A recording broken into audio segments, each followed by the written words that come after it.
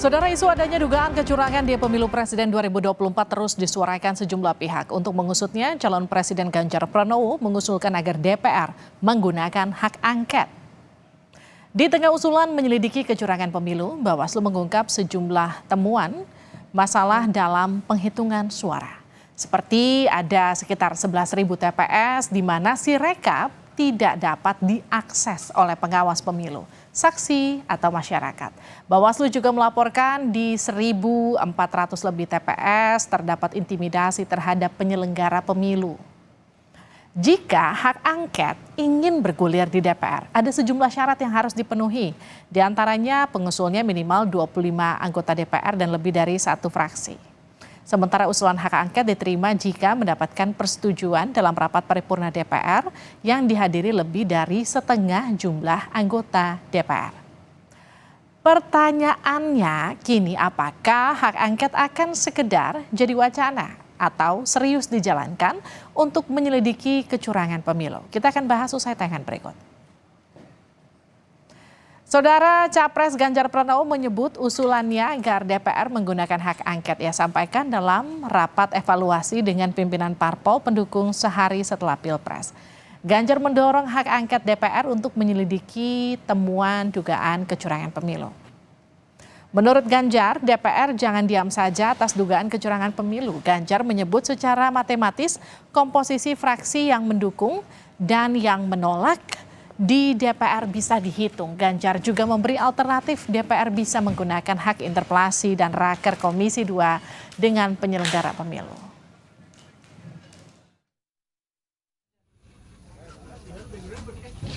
Penghitungan suara pemilu presiden dan wakil presiden 2024 di KPU masih berjalan. Suara yang telah dihitung mencapai 75%. Pasangan Prabowo Gibran unggul dengan perolehan suara sebesar 58,91%. Anies Muhaimin 24,09% dan Ganjar Mahfud 17%. Namun, walau penghitungan belum final, sejumlah pihak menengarai ada kecurangan dalam pemilu kali ini. Wacana hak angket di DPR pun digulirkan. Hak angket menjadi salah satu pelaksanaan fungsi pengawasan DPR, di mana DPR berhak menyelidiki pelaksanaan suatu undang-undang atau kebijakan pemerintah yang berkaitan dengan hal penting, strategis, dan berdampak luas pada kehidupan bermasyarakat, berbangsa, dan bernegara yang diduga bertentangan dengan peraturan perundang-undangan. Capres Ganjar Pranowo mendorong hak angket DPR untuk menyelidiki temuan dugaan kecurangan pemilu. Menurut Ganjar, DPR jangan diam saja atas dugaan kecurangan pemilu. Ganjar menyebut, secara matematis komposisi fraksi yang mendukung dan menolak di DPR bisa dihitung. Kalau ingin melihat, membuktikan, mengetahui, hak angket paling bagus karena kita menyelidiki. Itulah yang kemudian saya usulkan waktu itu. Di bawahnya interpelasi. Minimum sebenarnya Komisi 2 memanggil penyelenggara pemilu, apa yang terjadi? Masa kayak gini diam aja? Enggak lah. Mestinya DPR segera ambil sikap ini, undang penyelenggara pemilu, undang para pakar, undang masyarakat, sehingga mereka akan bisa menyampaikan. Ya, kalau angket kan pasti ada proses politik ya. Kalau kita lihat komposisi suaranya, kira-kira yang setuju siapa, yang tidak siapa, matematika politiknya kelihatan. Tapi prosesnya pasti tidak gampang. Maka saya bilang, udahlah paling kecil aja, raker. Menjawab usulan Ganjar, calon presiden Anies Baswedan mengaku siap mendukung usulan itu. Tim hukum Anies Muhaimin juga siap menyuplai data yang dibutuhkan. Ketika kita mendengar akan dilakukan, kami melihat itu ada inisiatif yang baik. Dan ketika Pak Ganjar menyampaikan keinginan untuk melakukan angket itu, fraksi PDI Perjuangan adalah fraksi yang terbesar. Kami yakin bahwa koalisi perubahan, Partai Nasdem, Partai PKB, Partai PKS akan siap untuk bersama-sama.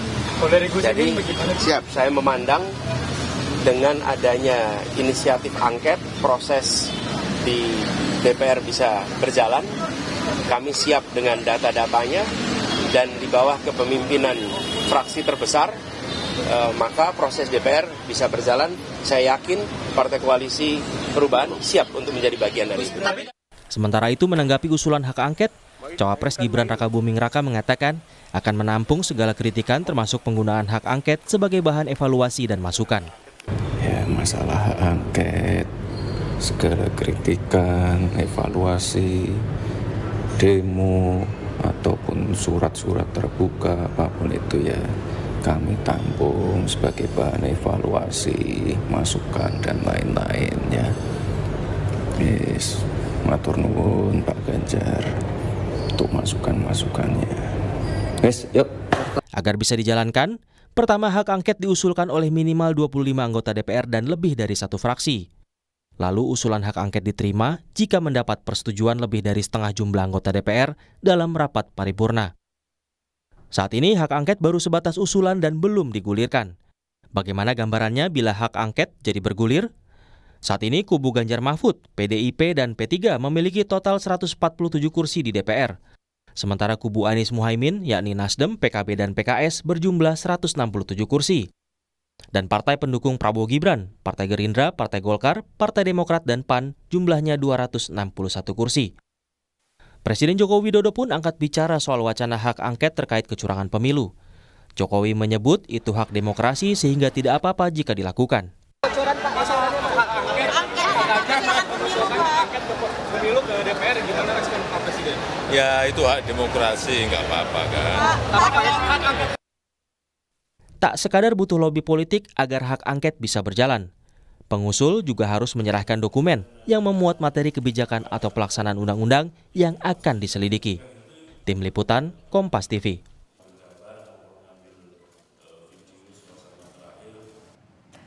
Kita bahas soal hak angket kecurangan pemilu bersama Saan Mustafa, juru bicara Timnas Anies Muhaimin, ada Saleh Daulay, Wakil Sekretaris TKN Prabowo Gibran, dan kita masih coba menghubungi Sukur Nababan dari TPN Ganjar Mahfud yang masih kita tunggu tersambung sejauh ini. Saya ke Pak Saleh dan juga Pak Saan dulu. Pak Saleh, Pak Saan sehat? Alhamdulillah sehat. Oke, saya ke Pak Saan dulu ya. Pak Saan, betul mau bikin hak angket? Ya, ini yang pertama saya bicara sebagai Komisi 2 ya, dan juga Partai Nasdem. Hak angket itu kan hak yang melekat pada anggota DPR untuk menyelidiki sebuah pelaksanaan dari undang-undang atau kebijakan pemerintah. Nah, terkait dengan soal wacana hak angket seperti tadi yang digulirkan oleh Pak Ganjar. Tadi Pak Ganjar menyebut ya setidaknya katanya Komisi 2 memanggil DPR memanggil penyelenggara pemilu KPU untuk meminta klarifikasi penjelasan. Yang pertama itu pasti dilakukan oleh Komisi 2 karena itu hal yang biasa. Jadi rapat kerja itu kan hal yang biasa. Apalagi kita sudah selesai melakukan pemilu, pasti Komisi 2 akan mengadakan rapat kerja dengan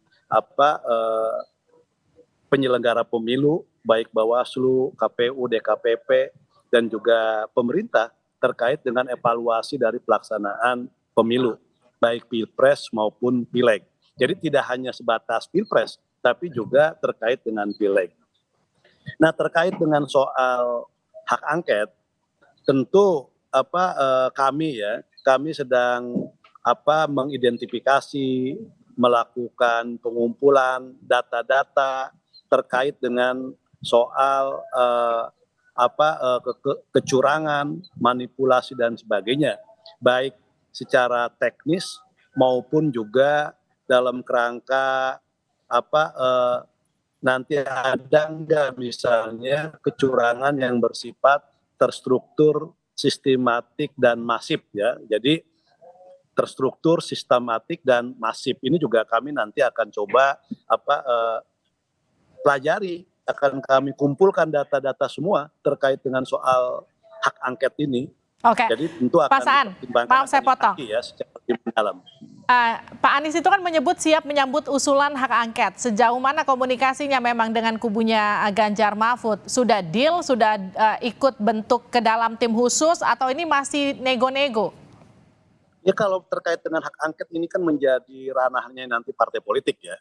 Ini sudah masuk ke wilayah partai politik.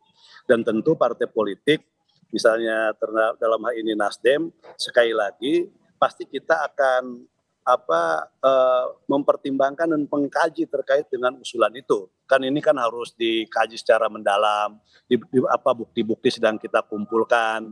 Tadi Pak Anies menyampaikan siap mensuplai data, siap menyuplai fakta-fakta semua. Tentu ya kami dari partai sekali lagi ruang untuk melakukan itu masih sangat terbuka. Tapi sekali lagi yang namanya mengkaji lebih dalam, mengumpulkan data, mencari fakta-fakta semua ini penting. Agar nanti ketika ini bergulir di DPR, kita memang sudah siap dengan data-datanya semua, kan itu loh. Oke, Nah, artinya jadi, ini bisa tapi dipastikan kalau Nasdem akan ikut jika hak angket akan digulirkan di DPR? Ya kita akan pertimbangkan dan akan kaji secara mendalam ya. Dengan data-data yang nanti kami miliki sendiri, kami kumpulkan sendiri, ditambah dengan data-data nanti dari Timnas. Oke, saya ke Pak Saleh. Pak Saleh, kalau tadi Pak Saan katakan masih akan mengumpulkan data-data, ada koordinasi dengan pihak 03 untuk menggulirkan hak angket. Kalau ini betul digulirkan, siap Pak Saleh? Ya, kan itu adalah bagian dari demokrasi. Jadi kalau misalnya ada teman-teman yang menggunakan hak konstitusionalnya sebagai politisi di Senayan, ya tentu kita harus siap. Jadi sebetulnya begini, saya kira tidak ada yang mesti ditakuti, dikhawatirkan dengan usulan-usulan hak angket itu. Sebab apa yang disampaikan itu kan masih dugaan. Kan bahasanya begitu, dugaan adanya pelanggaran.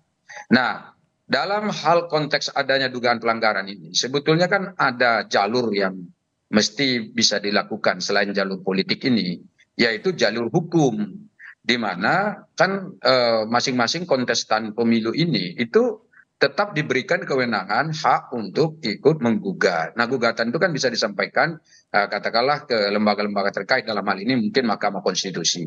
Nah, kami pun sebagai peserta pemilu, ya, kita kan mengerjakan dua hal. Pertama, peserta pemilu dalam mendukung Pilpres. Nah, dalam hal ini kami mendukung 02. Dan alhamdulillah menang kemarin.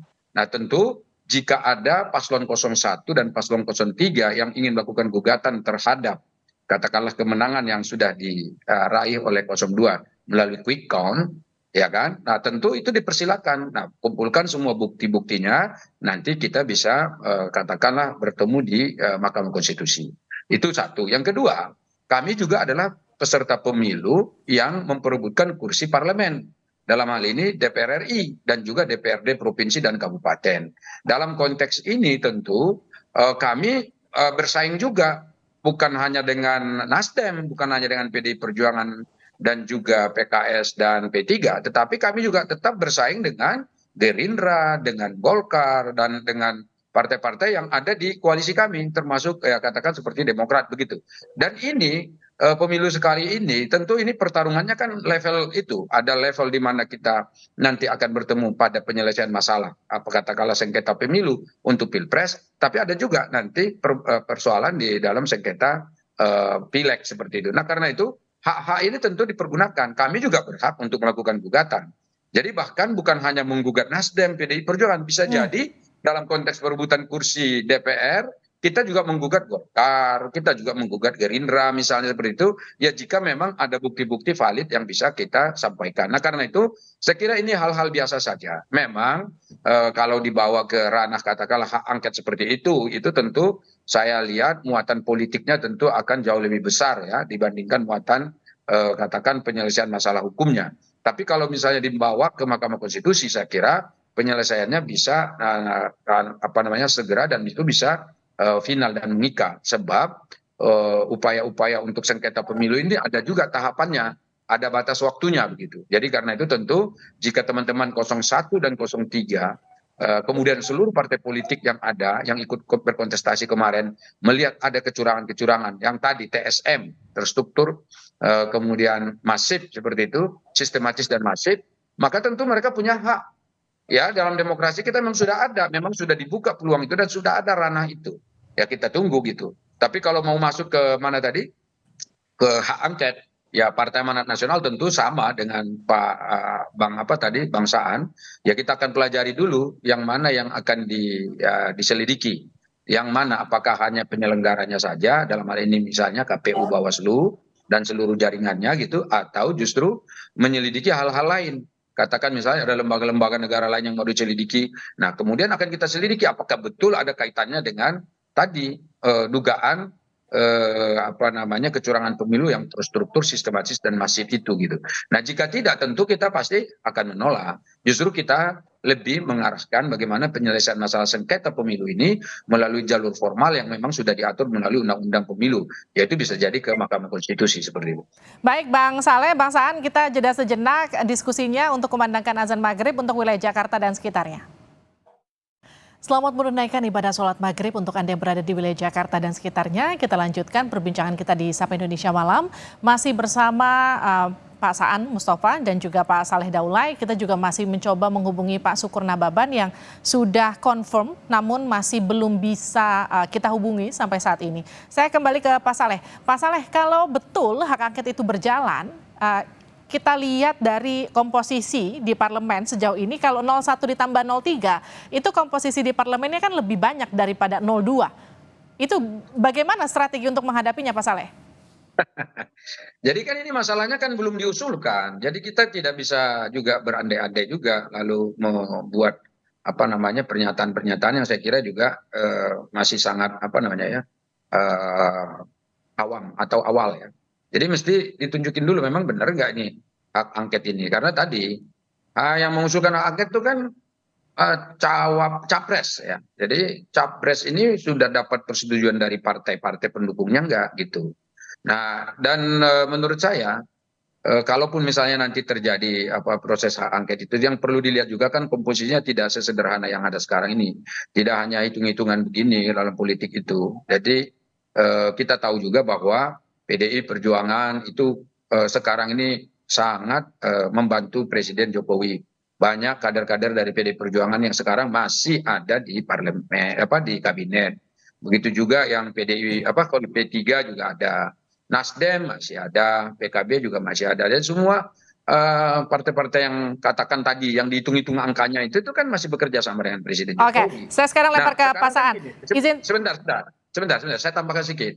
Nah sekarang makanya saya tanya, ini sebetulnya kalaupun ada angket yang mau menyelidiki siapa? Menyelidiki KPU, menyelidiki Bawaslu, DKPP atau siapa? Atau menyelidiki Presiden?